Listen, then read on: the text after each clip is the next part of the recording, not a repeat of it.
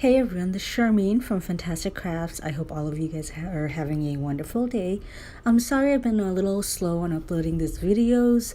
We're in the middle of moving, so it's just been a little hectic. So just stay with me. I will be uploading more videos, but it may be a little slower. Today I'm going to be doing a design team project. This is a really easy, fun card. I love this card. I've been really into Eclipse cards lately because I didn't realize how easy it was. And the possibilities with Eclipse cards are just so endless. You can do so many things with it, and the results every time just turn out stunning. So I decided to use my VersaFine little cubes that I have. I know these are old school at this point, but I do still use them. I do love the colors, so I thought I would just give it a shot and try it with this stamp set. Now the stamp set I'm using today is Power Flower from Maymay Made It, and the inks I'm using are the VersaFine inks.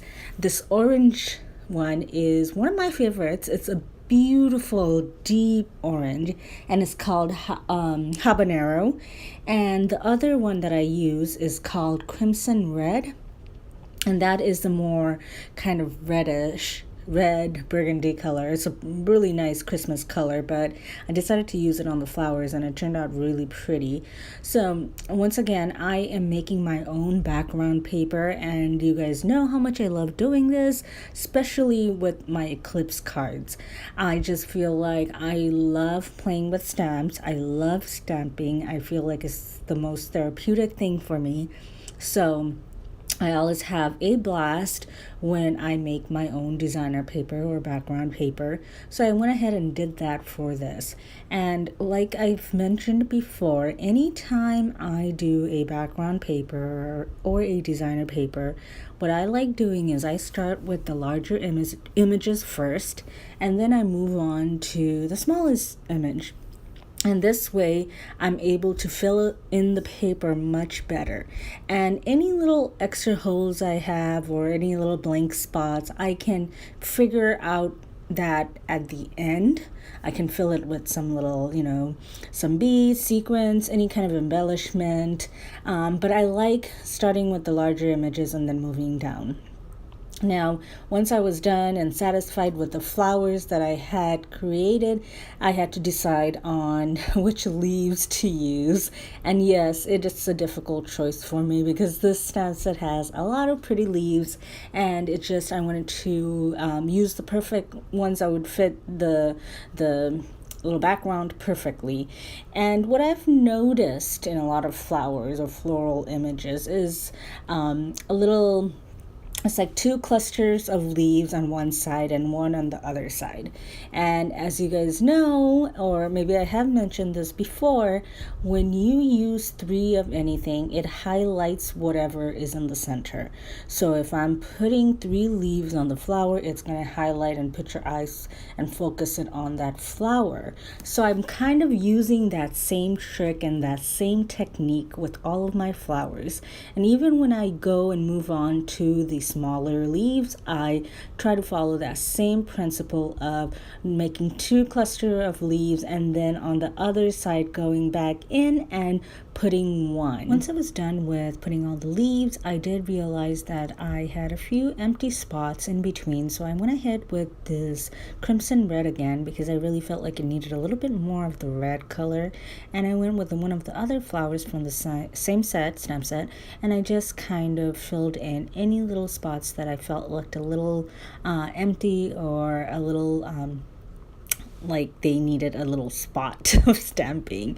Now, this is all personal preference. Some people enjoy and like the look of more empty kind of a look, or more of a symmetry, or anything that you prefer is what you do. For me, I like all my background papers to be busy because it usually is the main focus of my card, and any other technique I do is not usually the main focus.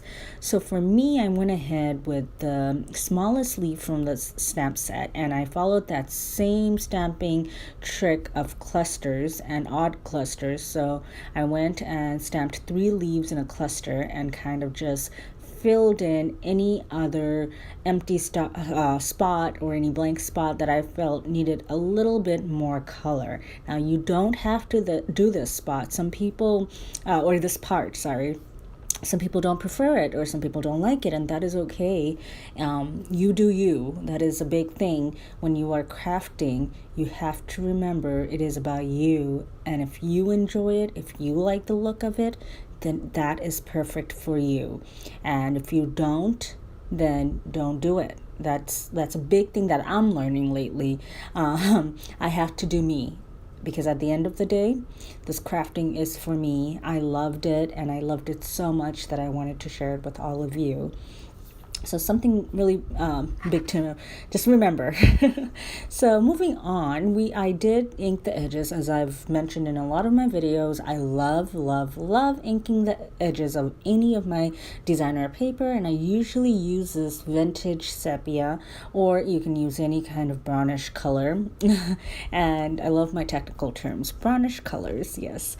But I use the vintage sepia for this particular one. It's a VersaFine color, and I just felt like it really put everything together for this card. Now we're going to move on to the Eclipse part of this card. To create the Eclipse, I use the Doris oval stamp dies, or I'm sorry, the die set. It's not a stamp, it's a die set. It's an oval die set, and I originally bought this thinking it would be a perfect egg for Easter, which I still think it's a perfect egg, especially with like a designer paper like this. Imagine all the pretty eggs you can create for Easter. I mean, I'm going crazy right now thinking of all the ideas. But moving back to this card, what I wanted to create is like a double, well, an eclipse, but also a place to make sure my sentiment is a focal point.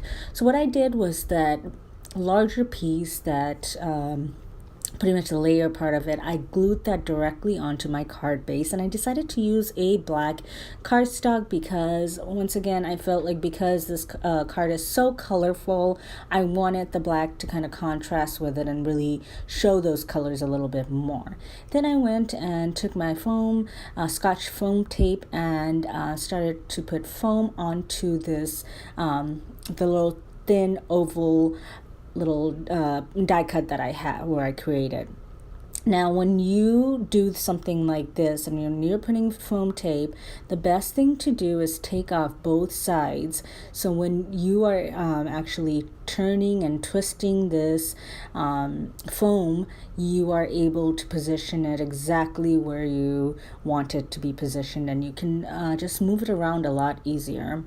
Now, the hardest part of this card is probably right now to put the puzzle back in, and you just kind of have to match it back to where it was, and it's really not that difficult. I'm not good at puzzles, and this is super easy, so I guess maybe that says something.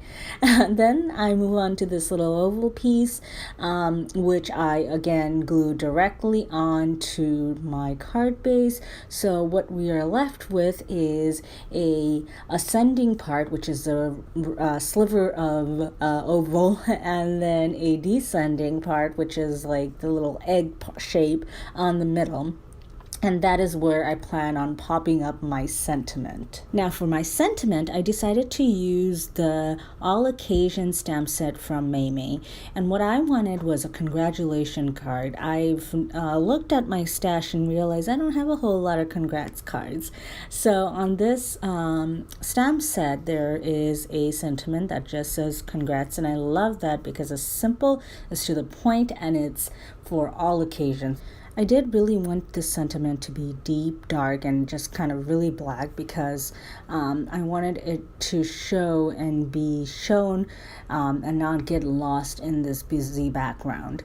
So to do that, I used the VersaFine Clair Nocturne ink, and I stamped the congrats with it. And then I moved on to the Nouveau embossing powders, and I actually heat embossed that. Now these VersaFine Clairs are actually really good for, it works the same way as Versamark would work. So your embossing powder really sticks to your stamped images, and for, in my case, the stamped sentiment. And I was really impressed.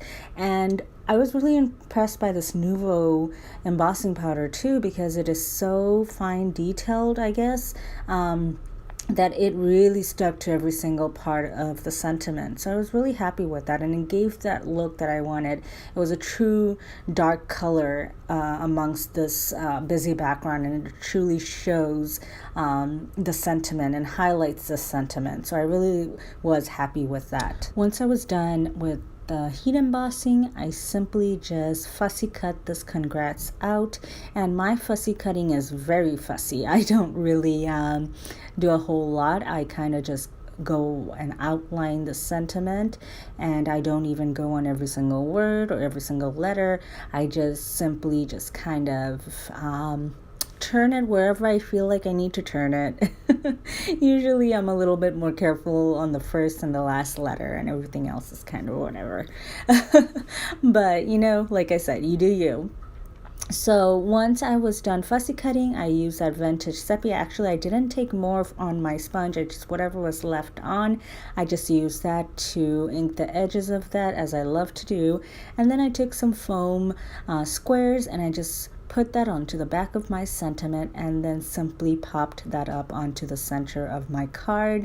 And that really focuses the sentiment on the middle, and it really attracts your eyes to the congrats, yet the whole card has so much dimension that it just still is beautiful. So the sentiment doesn't get lost, but you still have a lot of pattern and a lot of vibrant colors.